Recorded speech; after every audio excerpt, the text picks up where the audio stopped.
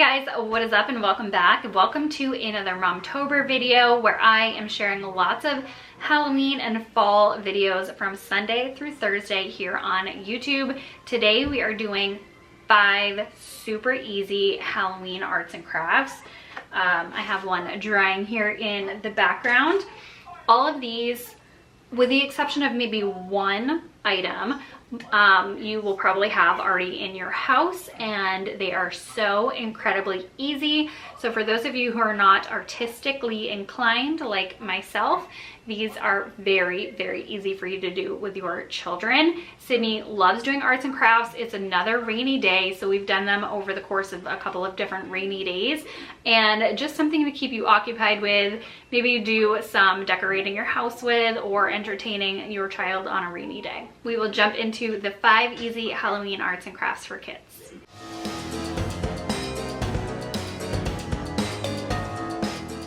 The first thing we are making is a coffee filter bat, and you need some clothespins, black paint, some washable markers, a squirt bottle of water, coffee filter, and some googly eyes. So the first thing I had Sydney do was paint these clothespins black. We ended up making 2. Sydney wanted me to make one, and she made her own as well. So after she had painted the clothespins black, moving on to the coffee filter. So all you have to do is fold your coffee filter in half, and then go ahead and color the top surface completely with some washable markers, leaving no white space.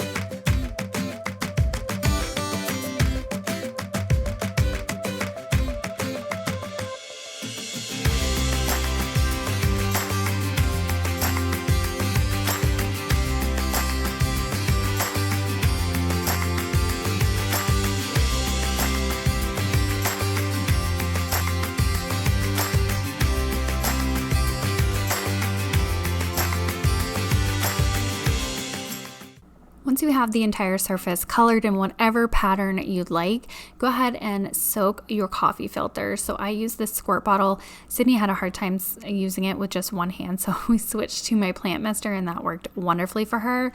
And you can see all of the colors kind of bleed together. So after it is soaked, you want to go ahead and let this completely dry. I popped this outside so that it dried a little bit faster and we could get to making our bats.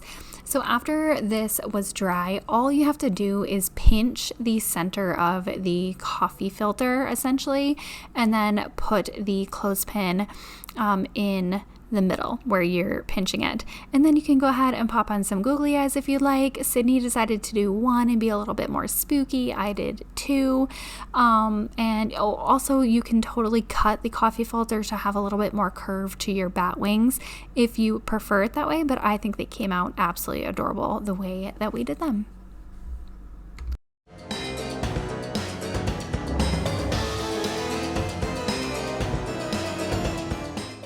Next thing we did was this Elmer's glue spiderweb watercolor painting activity, and I have seen this many times over the years, just have not tried it with Sydney. And so what I did was take some black construction paper, and I drew, just freehanded a little spider web in colored pencil, and then I had Sydney trace the colored pencil with Elmer's glue, and she loved doing this. So easy. Like I said, you probably have all of these materials already in your home.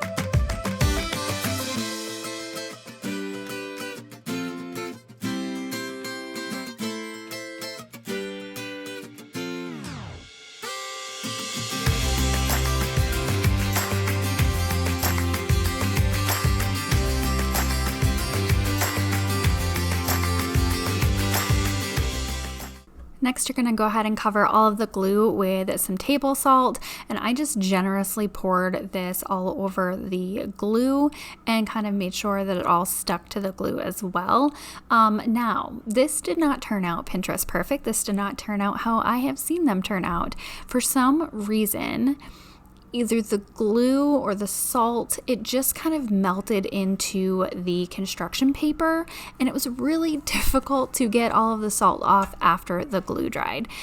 You will see on the paper here, it just kind of all stuck together. So I just did my best to scrape this all off, and Sydney didn't mind, so I didn't mind. Just a reminder, these arts and crafts projects are not necessarily about being Pinterest perfect. They're about entertaining your child, making memories with your children, and having fun. With that said, once the glue was all dry, Sydney went ahead and painted this web with watercolor paints, and it's actually kind of neat to watch the color kind of pop and just kind of melt right into that salt web. And Sydney wanted to paint it a bunch of different multiple colors and really enjoyed this project. She loves using her creativity and painting everything really colorful.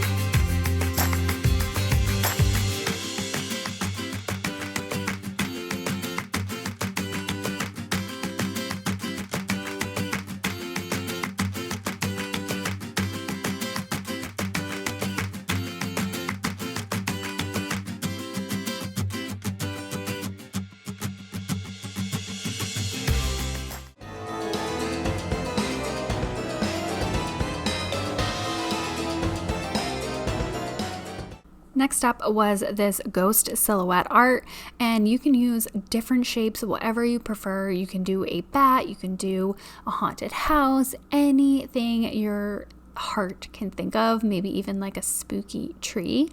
So the first thing I did on black construction paper, I guess it doesn't matter what color construction paper you use for this, I freehanded a ghost, I cut it out, and I also cut out the eyes and the mouth for it. And then I went ahead and just lightly taped it to this white paper, and I had Sydney scrunch up some tin foil into balls, and then I used some clothespins to kind of hopefully use them as a handle. This did not work out though. The clothespins kept falling off. So Sydney ended up using her hands, and she ended up stamping some paints all around this ghost. And so I wanted her to really paint as much as she could in all the different colors she wanted, paint all of that white and get up and close to the black edge there. And so like I said, the aluminum foil ball didn't necessarily work out the way that I had planned, but she ended up wanting to swipe this instead of dab it, and I think that effect actually turned out really, really cool. You can use a sponge, you can use cotton balls, you can just have them paint with a paintbrush or finger paint, many different ways to do this silhouette art, but I think it came out so cool. Like I said in the beginning, it ended up being Sydney's favorite art project, and I think it's mine too.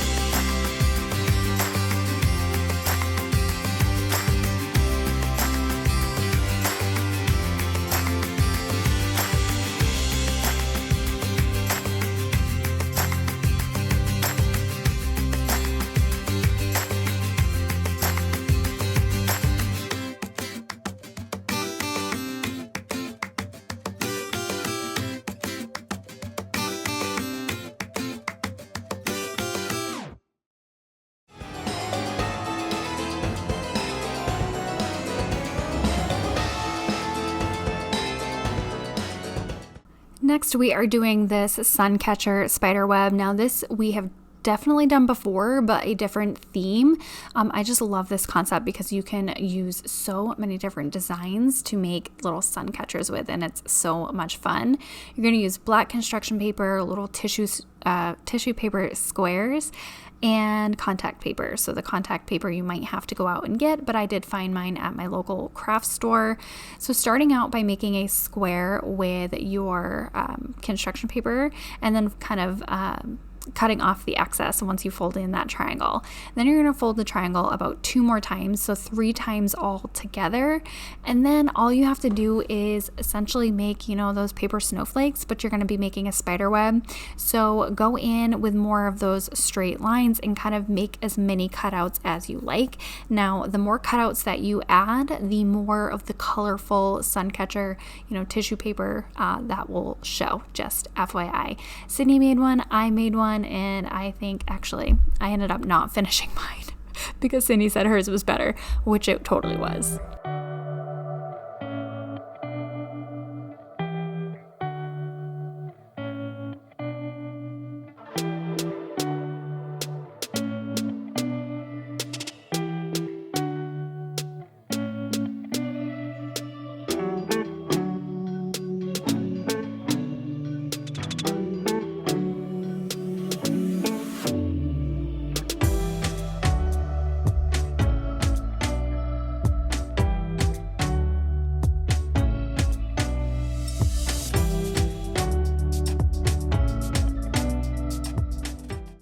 So you're going to cut 2 pieces of contact paper that are the same size, enough to fit the entire web on it, and then you're going to take the backing off of it essentially. So the first layer, I just kind of put a piece of tape underneath it on the matte side and taped it to the table so that it wasn't slipping around. And then I put the spider web on top of the sticky part. And then after that, Sydney went in with the tissue paper and covered all of the sticky surface as much as she could with as much color as she wanted. The more color, the better, in my opinion. Now, the second piece of contact paper is going to go all the way on the top, and then you can go ahead and trim off the excess, and that is all you do. I think this would be so cute if you wanted to do a Frankenstein, a candy corn, a jack-o'-lantern, a black cat, many different things that you can make with these little sun catchers.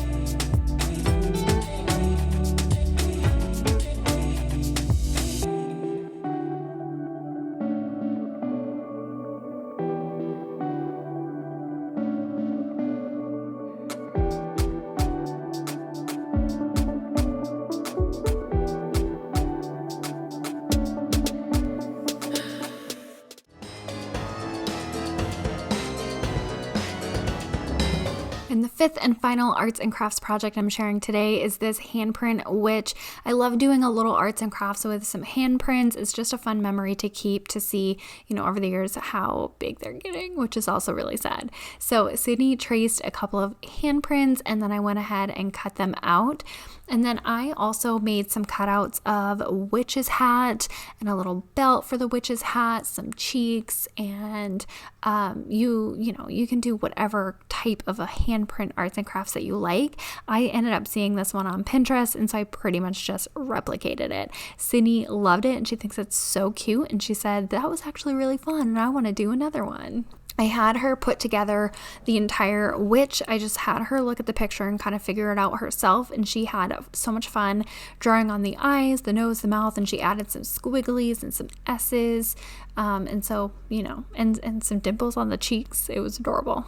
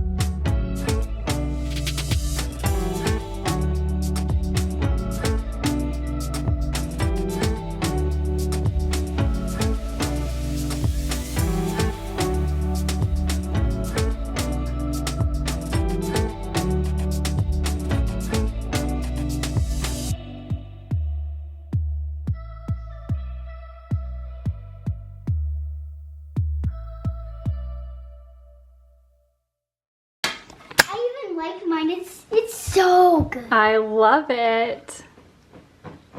That is so cute. Okay, all done arts and crafts for today. I really want to do that witch thing again. It's kind of fun. Sydney says that this one was her favorite out of all of the ones that we did. I honestly think this might be my favorite as well. I think it came out so neat. Definitely leading with whatever she wanted to do as far as like, did you want to stamp? Did you want to swipe? And changing up the materials that we used for painting. So I absolutely love how this one turned out. All right, you guys, I hope you enjoyed this video and got a little inspiration, motivation. If you try any of these easy arts and crafts with your little ones, definitely let me know in the comments down below. I hope you enjoyed, and I will see you tomorrow. Bye.